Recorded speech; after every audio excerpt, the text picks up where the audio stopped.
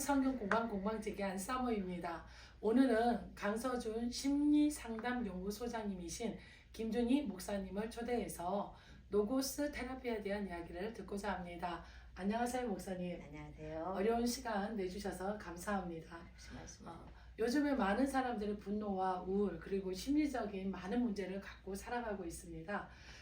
많은 상담들이 나와 있고 또 많은 사람들이 상담을 받고 있죠. 그런데 목사님을 통해서 노고스 테라피라는 생소한 이야기를 듣게 됐는데 노고스 테라피라는 게 어떤 건가요? 네, 로고스 테라피를 잠깐 설명을 하면 한마디로 하나님 말씀으로 치유한다라고 하는 그런 의미입니다. 그러니까 하나님의 말씀으로 치유한다. 그럼 다른 상담들은 여러 가지 도구를 사용하잖아요.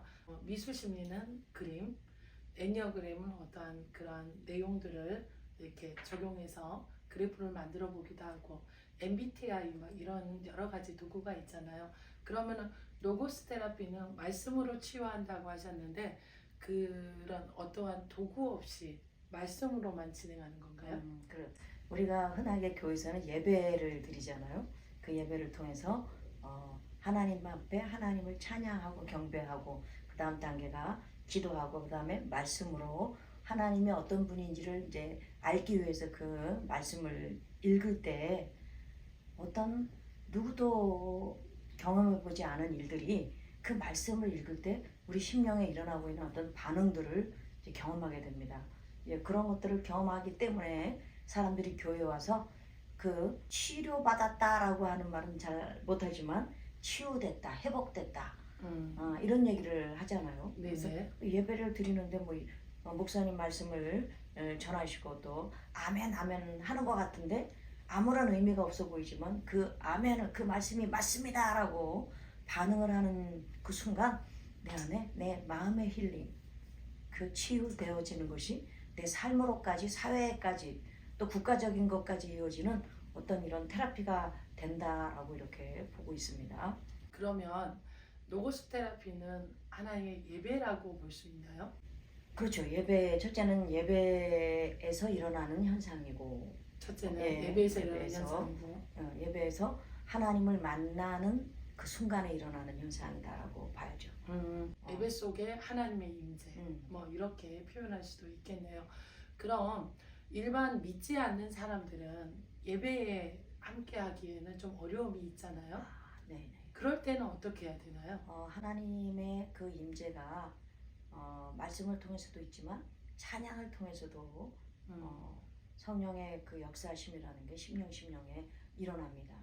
근데 그걸 통해서도 처음에 교회에 나온 사람들이 찬양을 같이 따라하다가 갑자기 나도 모르게 눈물이 쫙 흐르고 갑자기 심령이 편안해지고 뭔가 그 골몰 몰똘했던 머리에 쉼이 오는 이런 많은 현상들을 이제 그들이 경험하는데 그걸 갖다가 이제 교회 안에서는 로고스 테라피다라고 분류하죠.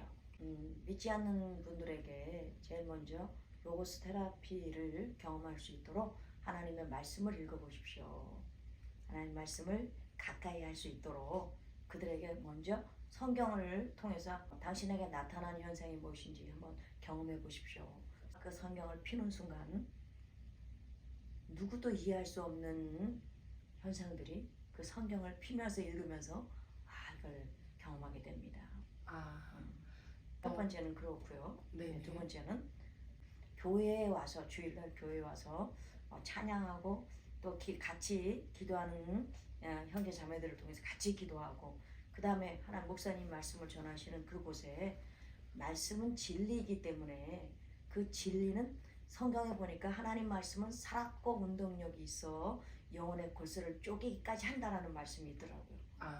네네. 그러니까 우리 안에 있는 영혼의 골수라고 하는 것들은 우리 인간은 이 육체가 골수가 잘 위로부터 머리부터 발끝까지 잘 내려가야 이 몸이 건강한 건데 영혼의 문제는 우리 삶에 막혀있는 문제들 우리 힘으로 뚫을 수 없는 그런 답답함들 슬픔들 그 다음에 외로움들 고통들 이런 것들을 하나님의 말씀을 듣는 순간 영혼의 골수가 탁 풀어지는 것과 같은 이런 치유가 하나님 말씀 예배하는 가운데 일어난다라고 합니다. 네네. 저도 이제 그 목회자 아내로서 예배를 들으면서 그런 경험과 간증들이 좀 있기는 해요. 그거를 하나의 뭐 치유, 회복이라는 어떠한 이슈를 가지고 하기에는 좀 어려움이 있지 않을까 하는 생각들을 처음에 들었을 때에 고민을 하게 되고 생각을 하게 됐어요. 그런데 우리가 해왔던 그러한 예배 방식 안에서 새롭게 이거를 치유하는 그러한 편안함으로 다가갈 수 있는 말씀의 그 상담? 막 이렇게 생각할 수도 있을까요? 교회 안에서도 목사님을 먼저 예배 드리기 전에 먼저 대면하면서 어떻게 교회에 방문하셨습니까? 라는 질문을 하잖아요. 네네. 그런 것들을 서로 공감하도록 대화가 오고 가면서 내가 잘 왔구나. 내가 오늘 이 교회에서 은혜 받는 시간, 내가 그 하나님이 계신지 좀 나도 좀 만나야 되겠구나 이런 마음을 열고 들어오기 때문에 딱딱 막혀있던 답답함들이 이제 쑥 풀어지고 이렇게 회복이 되고 그런 것들을 이제 들어오면서 대화를 상담을 하면서 예배에 들어가기 전에 목사님의 어떤 그 권면이 우리의 마음을 이렇게 녹이게 하는 이런 작업을 하더라고요. 근데 말씀 기도 찬양이 사실은 믿는 사람들에게도 굉장히 어려워요.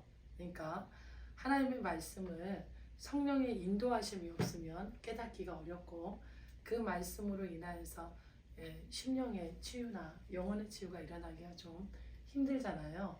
안 믿는 사람들이나 초신자들이나 마음이 마른 뼈다귀같이 이렇게 심령이 말라있는 사람들은 마음을 열기가 좀 어려운 상황에서 그 상담이나 로고스 테라피를 접할 수도 있는데 처음에 시작할 때 어떻게 마음을 열면 좋을까요? 우리가 로고스 테라피를 하기 위해서 제일 중요한 건 예수님이 어떤 분입니다 라고 하는 걸 전해야만 합니다. 그 성령 하나님의 임재가 그 곳에 일어날 수 있도록 내가 지금 당신을 위해서 지금 그분이 아픈 사람이라고 하면 아픈 사람을 놓고 이분이 교회에서 하나님의 말씀을 통해서 치유가 된다라는 걸 알 수 있도록 하기 위해서는 먼저 이제 목사님들이 이제 오면 손 얹고 기도하잖아요. 네. 아픈 것들을 위해서 이렇게 기도해 주다 보면 뭔가 우리 안에 전혀 생각해보지 않았던 힐링이 일어나는 것들을 교회 안에서 많이 경험을 하잖아요, 사람들이. 이제 그런 이게 뭐지? 라고 생각했던 사람들이 교회 안에 들어서 말씀을 들을 때 뭔가 내가 오늘 치유받은 것 같아. 내가 오늘 이 문제가 해결된 것 같아. 내가 할 수 있을 것 같아. 이런 어떤 용기와 도전과 확신을 이렇게 얻게 되는데 그런 것들이 어디서 일어나냐면 교회 안에서 하고 있는 예배 가운데 찬양, 기도, 그 다음에 말씀 선포, 개인적인 기도, 이런 상담, 이런 모든 것들이 뭘 위해서냐면 그 예수 그리스도를 전파하기 위해서인데 예수님은 이 우주 만물을 창조하시고 못하실 일이 없는 분이신데 어떤 병도 교회 안에서 수많은 병들이 고침받았다라고 하는 것이 성경에 예수님의 사역 중에 예수님이 하신 일이 뭐냐? 안진병이를 일으키고 또 귀머거리가 귀가 들리지 않는 분들에게 귀가 들리게 되고 그 눈이 보이지 않는 분들에게 흙을 발랐더니 눈이 뜨게 되고 죽었던 나사로가 살아나고 하는 이런 엄청난 기적이 그 예수님 그 성경에 보면 그 당시에는 의원, 병원, 뭐 수술 이런 게 없었던 때임에도 불구하고 그 예수를 그리스도로 하나님으로 내가 영접하는 그 자체만으로도 엄청난 테라피가 힐링이 치유가 회복이 일어난다라는 거죠. 그런데 그것을 지금 시대에 와서 예배 말고 다른 말로 우리가 얘기를 한다면 그것은 로고스 테라피라고 이렇게 표현한다라고 생각합니다. 그게 쉽게 이거를 로고스 테라피를 풀어간다면 말씀해 보면 여호와는 나의 목자시니 내게 부족함이 없으리로다 이런 말씀도 있기도 하고 또 수고하고 무거운 짐진 자들아 다 내게로 오라 내가 너희를 쉬게 하리라 이렇게 말씀을 하시기도 하잖아요. 그러면은 이 말씀 한 절 가지고 내가 우리 교회에서 마음이 힘든 사람들, 영혼이 힘든 사람들이 왔을 때 이 말씀 가지고 내가 로고스 테라피를 좀 해야겠다라고 했을 때 다른 분들이 실용편에 이렇게 도입을 했을 때 이 말씀 한 절 가지고 한다 이러면은 어떤 방식으로 이끌어가면 좋을까요? 굉장히 어려운 질문을 지금 하고 계신 거예요. 아, 네. 그 말씀 자체가 내가 어떤 말씀을 전해야 되겠다라고 하기보다는 하나님의 일을 하고 있는 사람들, 또 기독교 심리 상담을 하고 있는 사람들은 내가 계획하고 있지 않는데 어떤 내담자가 오면 바로 그 상담사 안에 하나님이 주시는 말씀들이 떠올라요. 그리고 이분의 영혼의 병이 무엇인지 진단이 돼요. 이건 이 일을 하는 이제 전문가로서 하는 얘기고, 지금 우리 원장님께서 저한테 말씀 구절을 가지고 말씀한 건 그건 너무 기가 막히다는 거죠. 그 문제도. 왜냐하면 지금은 인생의 문제, 삶의 문제가 너무나 이 물질 만능 시대이고, 또 그 물질을 통해서 행복의 기준을 정하고 있는 이런 때이고, 그럼에도 불구하고 수많은 사람들이 안심하다, 평안하다, 행복하다라고 하는 사람들이 드물다는 거예요. 다 보면 돈이 많아서 불안하고, 돈이 없어서 불안하고, 병이 들을까봐 불안하고, 병이 들어서 죽을까봐 불안하고. 이 대한민국의 문제가 뭐냐면 행복 지수가 낮다는 거예요. 아프리카, 방글라데시 이런 데는 정말 행복 지수가 100이라면 거의 99라는 거예요. 밥을 잘 못 먹고 가난하고 신발을 못 신고 뛰어다니고 하는데도 그들은 굉장히 행복하다는 거예요. 행복 지수가. 춤을 추고 노래하는 문화라는 거죠. 근데 우리나라는 옛날에 60년대, 70년대에는 우리나라 행복 지수가 높았어요.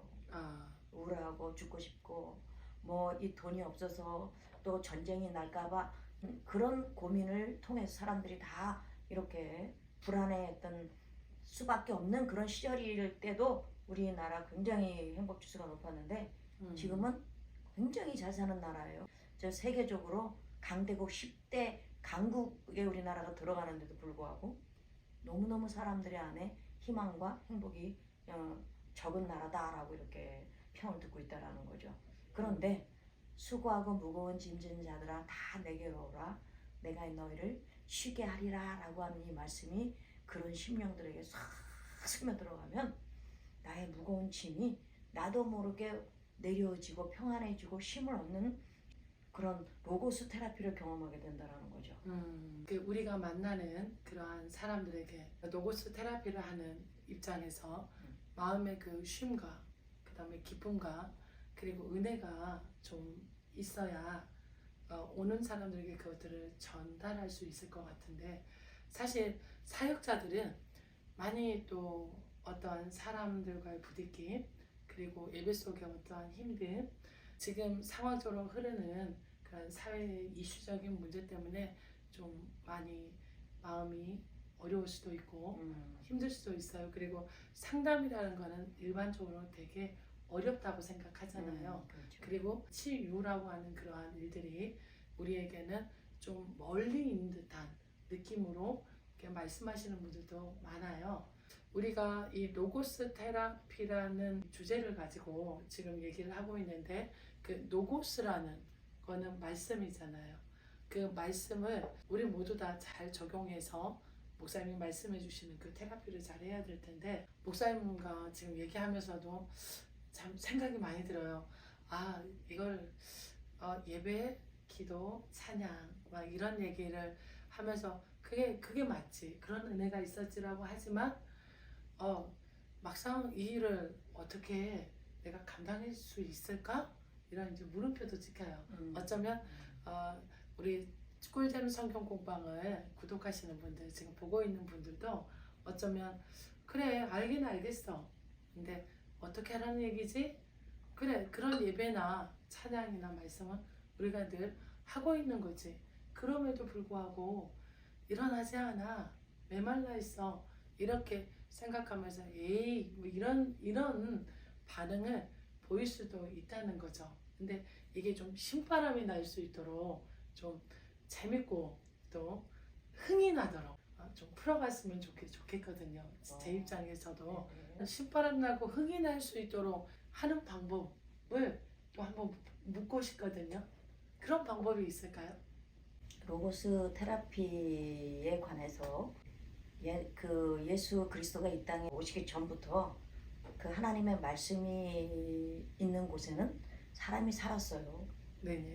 왜냐하면 하나님의 말씀은 살리는 말씀이고 하나님의 일은 살리는 영이기 때문에 하나님의 영은 살리는 영이기 때문에 그게 자동적으로 교회 안에 들어와서 그 예배를 드린다거나 우리가 혼자서 찬양을 부른다거나 그 말씀을 읽을 때 일어나는 현상이 하나님께서 주님이 지금 내 옆에 있다라고 하는 걸 증거해 주기 위해서 나타나는 현상들이거든요. 네네. 치유되어지고 기쁨이 오고 그다음 슬픔이 해결이 받고 뭔가 많은 내 안의 고통들이 그 말씀을 사모하면서 읽을 때 일어나고 이제 이러는데 가장 중요한 건 얼마나 믿어지느냐에 따라서 신바람이 나는 일들이 일어나겠죠. 아멘. 내가 이 말씀을 읽을 때 내가 예수님을 만날 수 있을 거야. 이 말씀을 읽을 때 이 말씀이 내게 능력이 될 거야 라고 하는 그런 믿음을 가지고 그 말씀을 가까이 하고 또 아멘 할 때 내 믿음이 자란다라는 거죠. 그러니까 믿음이 없이 그 하나님 말씀을 읽거나 믿음이 없이 하나님 살아계시는 걸 모르는데 성경을 읽으면 의미가 없다는 거죠. 관계라는 것이 하나님이 계시고 난 하나님의 자녀라고 하는 것 때문에 그 말씀을 읽을 때 교통이 일어나는 건데 이 말씀은 하나님의 말씀이다라는 걸 모르고 그 성경을 읽고 있으니까 재미도 없고 신바람도 안 나고 그리고 미래가 보이지 않는 이런 깝깝함을 그 성경을 보면서도 그런 걸 느낀다라는 거죠. 근데 신바람 날 수 있는 건 내가 하나님이 살아계시다라고 하는 것 그리고 그분이 이 성경 말씀을 통해서 내게 말씀하고 계시다라는 게 믿어지는 것만큼 우리의 삶도 우리의 어떤 로고스 테라피의 어떤 영향력도 더 커지게 경험되지 않을까 이렇게 생각이 듭니다. 그러면은 이 로고스 테라피를 진행하시는 분 안에서도 이 로고스 테라피를 통하여서 이곳에 오는 사람들이 하나님의 은혜로 반드시 치유되고 회복되고 살아나고 그러한 기적과 이적이 반드시 성령 안에서 일어날 거야. 이렇게 믿음으로 선포하고 그들과 함께 말씀의 은혜로 들어가게 되면 더 신바람이 나고 그런 기적과 이적을 맛볼 수 있는 기회가 더 많아지겠군요. 네, 그렇습니다. 네. 이번에 저희 목사님이 광야라는 책을 내면서 그 참 흥미롭게 읽었어요. 제가 광야라는 이야기는 굉장히 어렵게 느껴지고 그 풀ափ폭이 나지 않고 사람이 살 수 없는 그러한 공간의 이야기를 굉장히 생명이 깃들어 있다는 표현을 하셨더라고요.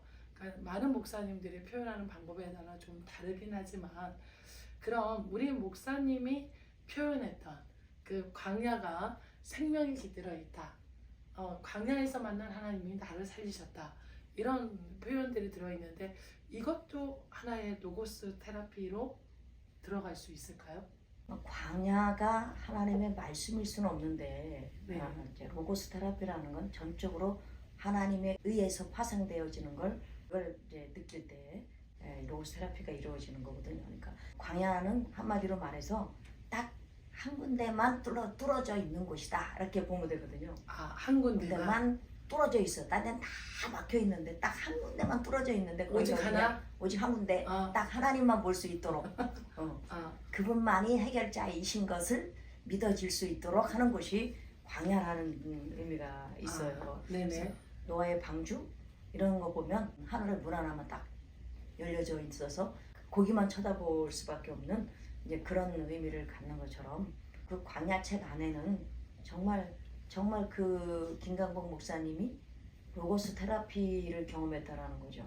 하나님을 만남으로 인해서 그분의 인생에, 그분의 삶에, 그분의 신앙에 모든 것들이 다 로고스 테라피였다라고 회복이고 치유고 그 하나님을 만남으로 그 예수가 내 안에 그리스도가 되심으로 그 김강복 목사님의 그 광야라는 책은 정말 그곳에서 그 스타트하면서부터 끝날 때까지가 다 하나님의 섭리와 계획과 경륜으로 이루어진 일을 거기에 기록해 놓으신 것 같고요. 네. 그리고 그 자체가 다른 말로 말하면 로고스 테라피를 경험했다라고 이제 볼 수 있겠죠. 아, 그렇군요. 말씀이 아닌 건 로고스 테라피는 될 수 없다. 아, 그렇죠. 하지만 그 광야라는 그 인생길을 걸으면서 하나님의 말씀으로 상처도 고독도 아픔도 외로움도 가난도 그 다음에 그런 어떠한 수렁도 이렇게 사망한 음침한 골짜기를 걷든 어디를 가든 간에 하나님이 나와 함께 하셔서 이러한 나의 삶이 풍요로워졌다. 그리고 생명이 깃들었다.